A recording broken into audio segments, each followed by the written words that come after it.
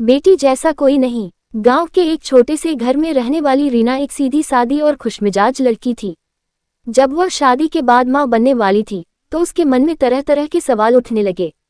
समाज में बेटियों को लेकर जो भेदभाव किया जाता था उसे देखकर वह चिंतित थी।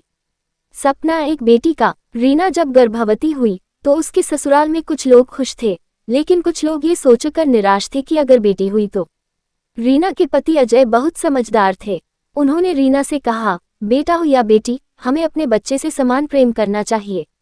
लेकिन रीना की सास ने ताने देने शुरू कर दिए, अगर लड़की हुई तो हमारा नाम कौन रोशन करेगा, हमारी संपत्ति का क्या होगा। रीना ये सब सुनकर दुखी हो जाती, पर अपने होने वाले बच्चे के बारे में सोचकर खुश भी होती। वह अक्सर अपने पेट पर हाथ फेरती और अपने अजन्मे बच्चे से बातें करती। सपनों की परी आई। समय बीता और रीना ने एक प्यारी सी बेटी को जन्म दिया। उसकी बेटी की कोमल मुस्कान देखकर अजय बहुत खुश हुए, लेकिन रीना की सास का चेहरा बुझा हुआ था। उन्होंने कहा, हमें तो पोता चाहिए था। अजय ने मां को समझाया, मां, बेटी और बेटे में कोई फर्क नहीं होता। बेटियां भी अपने माता पिता का नाम रोशन कर सकती हैं।